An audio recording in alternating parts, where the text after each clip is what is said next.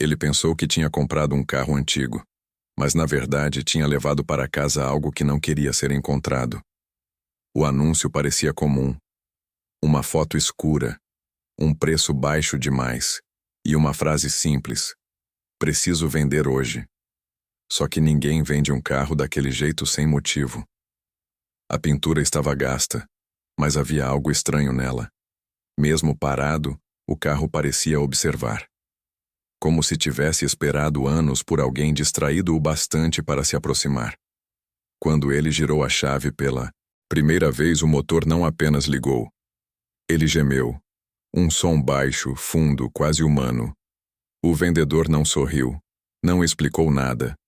Só entregou os documentos, colocou o dinheiro no bolso e disse uma frase que ficou presa na cabeça dele: "Não olhe dentro do porta-malas à noite." Ele riu. Achou que era brincadeira, mas naquela mesma madrugada, acordou com 3 batidas secas vindas da garagem. Toque, toque, toque. O carro estava trancado, a casa estava vazia, e mesmo assim, alguém batia de dentro. A cidade estava quase dormindo quando ele chegou ao endereço do anúncio. Era uma rua afastada, sem movimento, com casas antigas e postes falhando. A chuva caía fina, deixando o asfalto brilhando como vidro escuro. No fim da rua, debaixo de uma árvore torta, estava o carro. Um modelo antigo, grande, pesado, daqueles que parecem carregar mais passado do que ferrugem. Os faróis estavam apagados, mas refletiam a luz fraca da rua como 2 olhos cansados. O para-brisa tinha uma rachadura pequena no canto.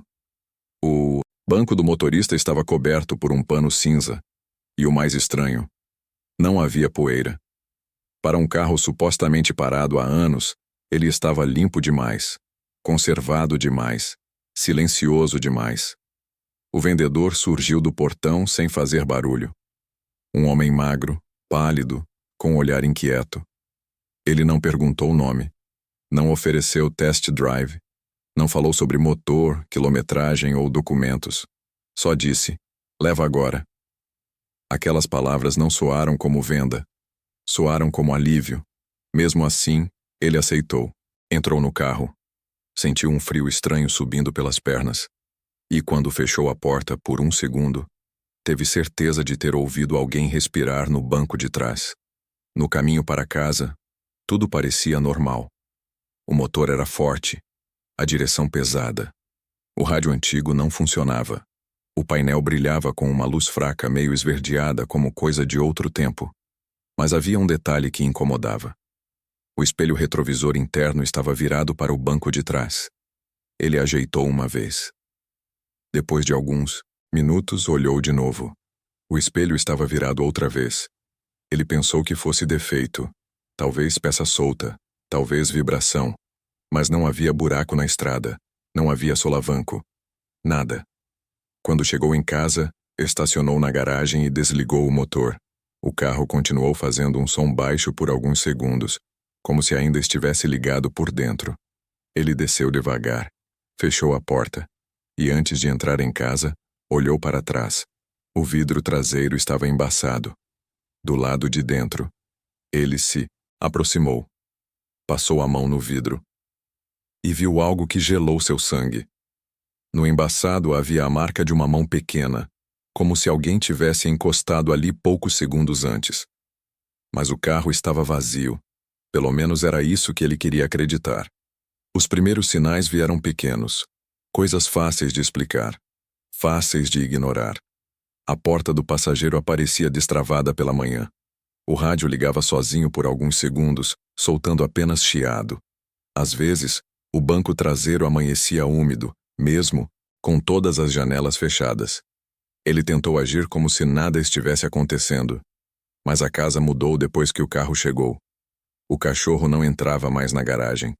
Parava na porta, rosnava baixo e recuava. As lâmpadas piscavam quando o motor era ligado. E toda noite, exatamente às 3h17, o alarme disparava. Sempre no mesmo horário, sempre com o carro parado. Na quarta noite, ele desceu irritado. Pegou a chave, abriu a garagem. O alarme parou imediatamente. O silêncio veio pesado. Então ele viu. O porta-luvas estava aberto. Dentro dele havia uma fita cassete velha que ele jurava nunca ter visto antes. Na etiqueta amarelada, uma palavra escrita à mão. Confissão. Ele ficou imóvel por alguns segundos. Não queria ouvir. Não queria saber. Mas o mistério já tinha entrado na vida dele. E quando o mistério entra assim, ele não vai embora sem cobrar alguma coisa. No dia seguinte, ele levou o carro a um mecânico antigo da cidade. O homem conhecia motores velhos como quem conhece cicatrizes. Entrou no carro, colocou a mão no volante e mudou de expressão. Não disse nada no começo. Abriu o capô. Olhou cabos, motor, bateria. Tudo estava perfeito. Perfeito demais. Depois abaixou a voz. De onde você tirou esse carro?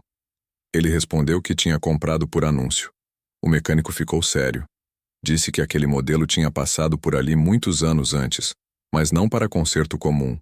Tinha vindo rebocado, depois de um acidente. Um acidente estranho.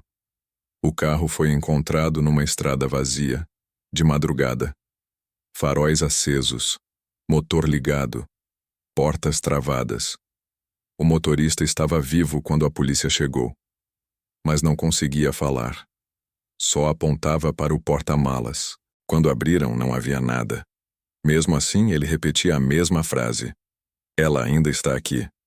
Depois disso, o homem desapareceu da cidade. O mecânico fechou o capô devagar. E antes de entregar a chave, avisou. Vende isso. Hoje. Antes que ele comece a mostrar o que esconde. Ele voltou para casa tentando rir daquilo. Mas a fita cassete não saía da cabeça. Naquela noite, esperou todos dormirem. Foi até a garagem. Entrou no carro. Fechou a porta.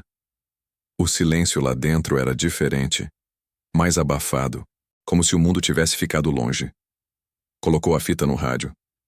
Por alguns segundos, só chiado.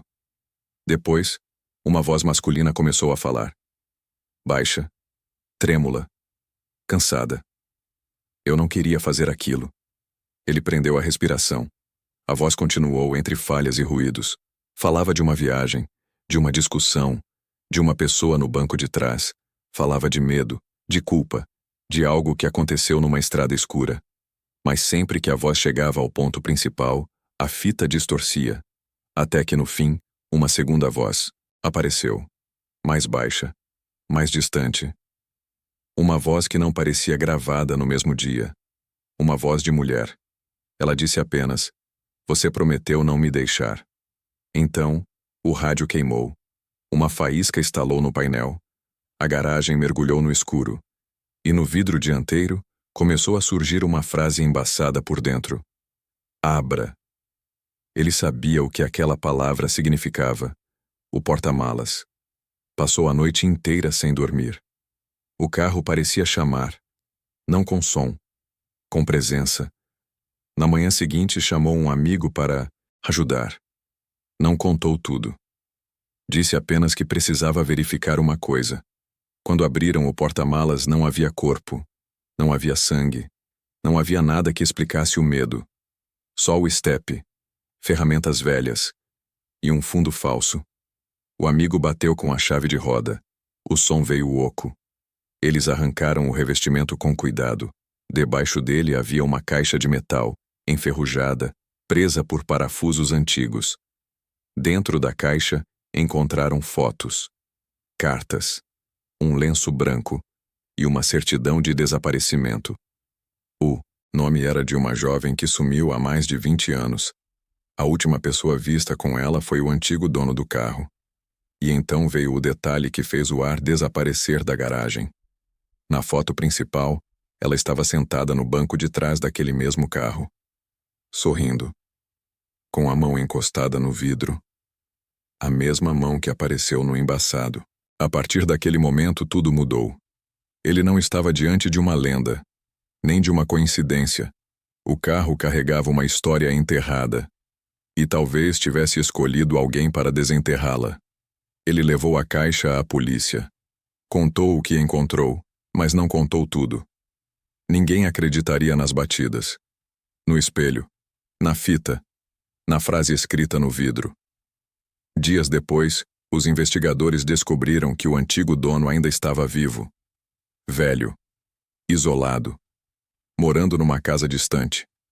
Quando foram interrogá-lo, ele não negou. Só chorou. Disse que nunca conseguiu vender o carro de verdade, que ele sempre voltava, que cada comprador desistia, adoecia, sumia ou devolvia sem explicação. E então confessou. Naquela noite, muitos anos antes, ele abandonou a jovem na estrada depois de uma briga. Ela nunca mais foi vista, mas antes de morrer, ele disse algo que ninguém entendeu. Ela não quer vingança, ela quer ser lembrada. Na mesma hora, o carro, estacionado no pátio da delegacia, ligou sozinho. Depois da confissão, tudo parecia ter acabado. O carro ficou apreendido. A caixa virou prova. O caso antigo voltou aos jornais. Mas ele não sentiu alívio, sentiu vazio, como se tivesse aberto uma porta que não sabia fechar. Na última vez que viu o carro, ele estava atrás de uma grade coberto por uma lona escura. Mesmo assim, quando passou perto, ouviu um som vindo de dentro. 3 batidas. Toque, toque, toque. Ele parou. Ninguém mais ouviu. Naquela noite, sonhou com a estrada. Chuva. Faróis acesos. Uma mulher, parada no acostamento olhando para ele. Ela não gritava. Não pedia ajuda. Só apontava para o banco de trás. Quando acordou, havia barro no chão do quarto. E no celular, uma notificação de anúncio recém-publicado. A foto mostrava o carro. Mesmo carro. Mesma placa. Mesmo vidro embaçado. A descrição dizia: carro antigo, conservado, precisa vender rápido. Talvez existam objetos que guardam memória. Talvez certas histórias grudem no metal, no couro, no volante, esperando alguém ouvir. Ou talvez seja apenas medo. Mas existe uma coisa difícil de ignorar. Nem todo achado é sorte. Nem todo preço baixo é oportunidade. E nem todo silêncio significa que não há nada ali. Às vezes, o passado não desaparece. Ele só fica estacionado em algum lugar escuro, esperando a próxima chave girar. E se um dia você encontrar um carro antigo demais, barato demais, limpo demais, pense 2 vezes antes de entrar. Olhe o banco de trás. Veja o vidro. Escute o silêncio. Porque talvez o carro não esteja vazio.